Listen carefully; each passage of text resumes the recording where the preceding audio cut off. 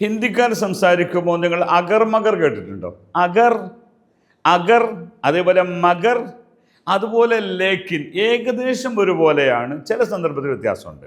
Okay, അഗർ ആജ് ബാരിഷ് ഹേ തോ, അഗർ ആജ് ബാരിഷ് ഹേ തോ, ഇന്ന് മഴയുണ്ടെങ്കിൽ ഹം നഹി ജായെങ്കെ, ഇന്ന് മഴ ഉണ്ടെങ്കിൽ പോകും. ഇതാണ്. എന്നാൽ എന്ന അർത്ഥത്തിനാണ് ഉപയോഗിക്കുന്നത്. അഗർ ആജ് ബാരിഷ് ഹേ തോ ഹം നഹി ജായെങ്കെ, अगर. ओके, अगर आप यहाँ हैं तो आप बहुत खुशी में होंगे. अगर आप यहाँ होंगे तो, അപ്പോൾ अगर आप यहाँ होंगे, നിങ്ങൾ ഇവിടെ ആവുകയാണെങ്കിൽ आप खुशी में होंगे, നിങ്ങൾ സന്തോഷത്തിലായിരിക്കും.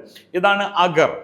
ഇപ്പം അഗർ എന്നത് പലപ്പോഴും അഗർ ഇല്ലാതെയും ചിലപ്പോൾ സംസാര ഭാഷയിൽ ഉപയോഗിക്കും അഗറിൻ്റെ സ്ഥാനം. ഓക്കെ, ഇനി അതേപോലത്തെ വേറൊന്നാണ് ലേക്കിൻ.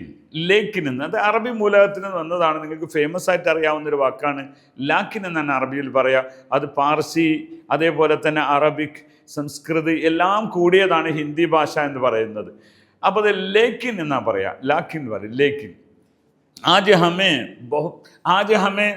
ബഹുത് ഗർമി ഹേ, ആജ് ഇന്ന് ഞങ്ങൾക്ക് ഭയങ്കര ചൂടാണ്, പക്ഷേ ബിജിലി നെയ്യേ, ബിജിലിനെ കറണ്ട് ഇല്ല. ഈ ലേക്കിൻ എന്ന് പറഞ്ഞാൽ പക്ഷേ എന്നാ. പക്ഷേ എനിക്ക് എന്തോ പറയാം, പക്ഷേ കാശില്ല, എനിക്ക് ഇന്ന് ലീവാണ്, പക്ഷേ ടിക്കറ്റ് ഇല്ല. ആജ് മേരെക്കു ചുട്ടി ഹേ, ലേക്കിൻ പൈസ നെയ്യ് ഹേ, ടിക്കറ്റ് നെയ്യ് ഹേ, ഇങ്ങനെ പറയാം.